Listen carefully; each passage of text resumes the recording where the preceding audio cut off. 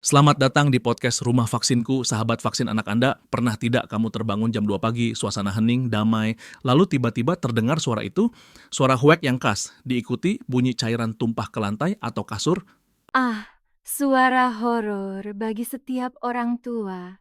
Itu seperti alarm alami yang langsung memompa adrenalin lebih cepat daripada kopi espresso ganda. Dan seketika itu juga, mode panik menyala. Tepat sekali, rasanya jantung mau copot. Dan lucunya, atau sedihnya, reaksi pertama kita seringkali bukan anakku sakit apa, tapi aduh spray baru ganti kemarin. Baru sedetik kemudian rasa bersalah muncul dan kita panik memikirkan kesehatannya. Tapi serius, mual dan muntah pada anak ini topik yang klasik, tapi selalu bikin bingung. Kapan sih muntah itu cuma sekadar masuk angin biasa dan kapan itu tanda bahaya? Ini pertanyaan jutaan dolar. Masalahnya, muntah itu bukan penyakit, melainkan gejala. Itu cara tubuh berkomunikasi. Bayangkan tubuh anak itu seperti sebuah kelab malam yang eksklusif, dan lambung adalah petugas keamanan atau bouncernya. Oke, saya suka analogi ini. Jadi lambung adalah bouncernya. Betul.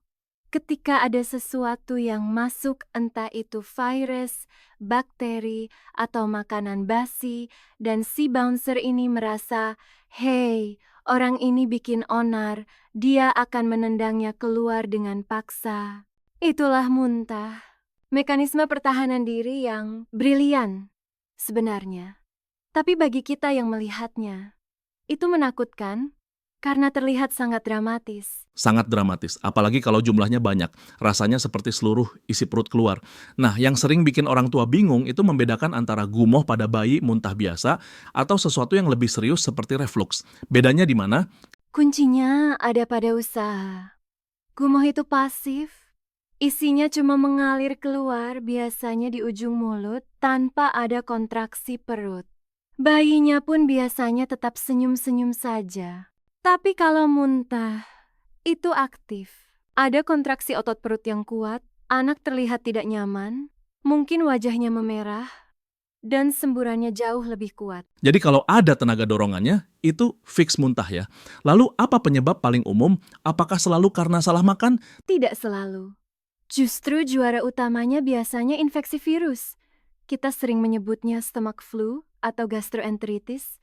Rotavirus atau norovirus adalah tersangka utamanya. Ini bisa menular lewat tangan yang kotor, mainan, atau makanan. Jadi bukan cuma soal makanan basi, tapi kebersihan tangan juga. Jadi si kecil memasukkan tangan ke mulut setelah pegang mainan di playground dan boom, malamnya drama dimulai. Persis.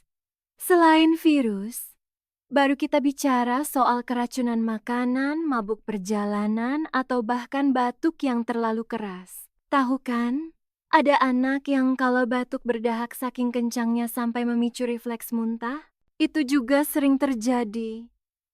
Dan biasanya tidak berbahaya. Oke, itu skenario yang biasa. Tapi mari kita bicara soal ketakutan terbesar orang tua, dehidrasi. Saya sering dengar bukan muntahnya yang membunuh, tapi dehidrasinya. Seberapa cepat itu bisa terjadi?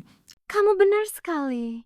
Muntah itu sendiri jarang mematikan, tapi dehidrasi bisa fatal dalam hitungan jam pada anak kecil. Bayangkan tubuh mereka itu seperti botol air kecil. Kalau tumpah sedikit saja, persentase yang hilang itu besar dibandingkan tubuh orang dewasa. Tanda-tandanya apa yang harus kita pelototi? Selain bibir kering, Bibir kering itu tanda awal. Tapi perhatikan buang air kecilnya. Kalau popoknya kering selama lebih dari 4,6 jam, atau untuk anak yang lebih besar tidak pipis selama 8 jam, itu lampu kuning. Lalu, lihat matanya. Apakah terlihat cekung? Dan satu lagi, yang paling menyedihkan, menangis tanpa air mata. menangis tanpa air mata, itu terdengar puitis tapi mengerikan dalam konteks medis. Sangat mengerikan.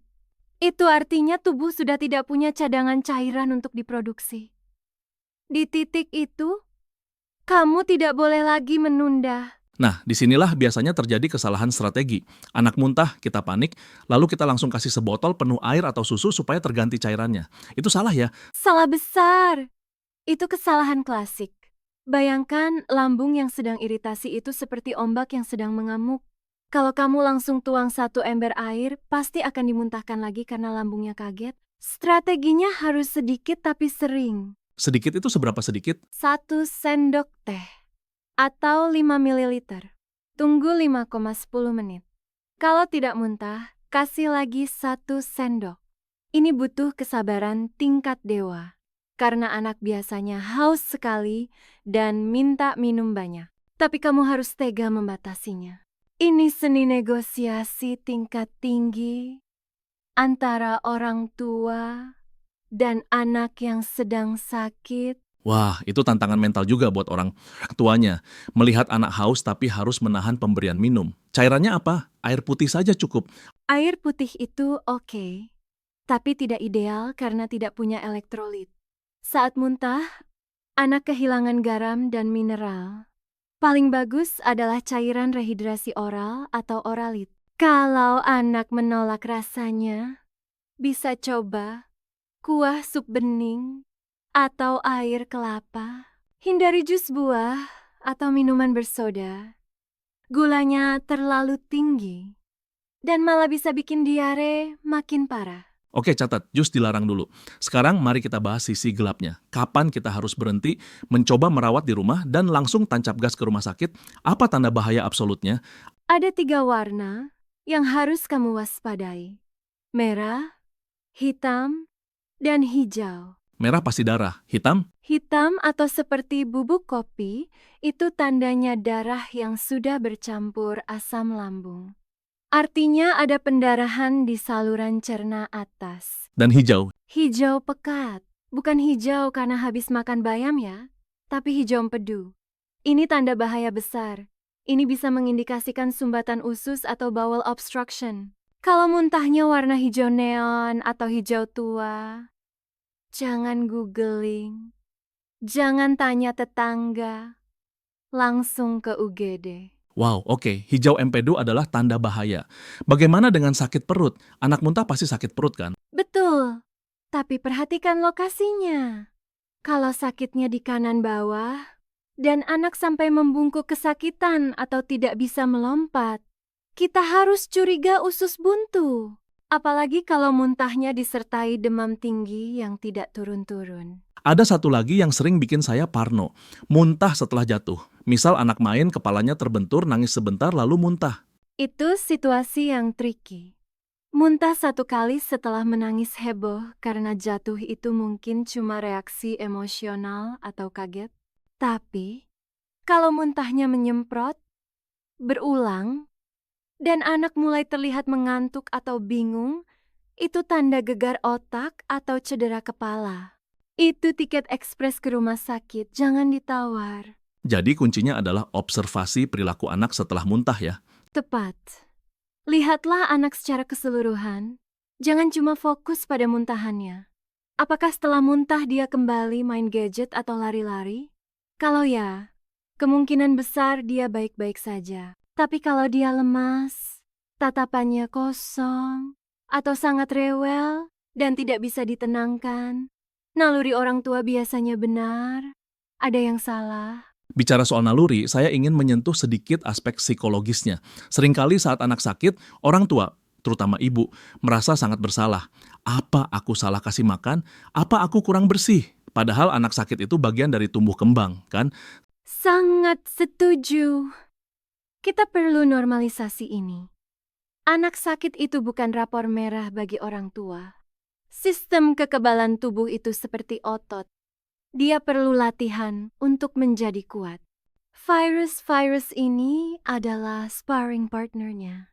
Kalau anak tidak pernah sakit, sistem imunnya tidak punya memori pertahanan. Jadi, saat anak muntah-muntah, tarik napas. Kamu tidak gagal. Kamu sedang mendampingi tubuh anakmu belajar bertahan hidup. Itu perspektif yang menenangkan. Jadi daripada panik dan menyalahkan diri sendiri, lebih baik fokus jadi perawat yang tenang. Karena kalau kita panik, anak makin stres dan muntahnya bisa makin parah ya. Betul sekali. Anak itu penyerap emosi yang ulung. Kalau kamu memegang baskom muntah dengan tangan gemetar dan wajah ketakutan, anak akan berpikir, Wah, aku pasti sakit parah sekali. Itu memicu kecemasan yang bikin perut makin mual. Jadi, aktinglah sedikit. Bersikaplah seolah-olah membersihkan muntah di jam 3 pagi adalah hal paling normal di dunia. Tenang nak, ini cuma muntah, ibu sudah biasa. Padahal dalam hati menangis ingin tidur. Hahaha, itulah seni menjadi orang tua. Wajah tenang, hati berzikir, tangan sibuk mengepel. Sebelum kita tutup, ada pesan terakhir atau ringkasan taktis buat pendengar kita yang mungkin sekarang sedang mendengarkan ini sambil memegang termometer? Singkatnya begini, muntah adalah teman, bukan musuh sampai terbukti sebaliknya. Dia membuang racun. Tugasmu cuma 2. Jaga cairan masuk sedikit tapi sering, dan pantau tanda bahaya, warna muntahan, dehidrasi, dan kesadaran anak. Sisanya, peluk mereka, kasih rasa nyaman, dan siapkan stok spray cadangan. Dan mungkin stok kopi buat orang tuanya. Oh, itu wajib. Terima kasih banyak atas pencerahannya. Ini diskusi yang membuat drama perut terasa lebih bisa dikendalikan. Kita jadi tahu bahwa di balik kekacauan dan bau tidak sedap itu, ada tubuh pintar yang sedang bekerja keras. Benar. Percayalah pada tubuh anakmu, dan percayalah pada instingmu. Baiklah, semoga episode ini bisa menjadi teman bagi para orang tua yang sedang berjaga malam ini. Ingat, badai pasti berlalu dan cucian pasti kering. Sampai jumpa di episode berikutnya.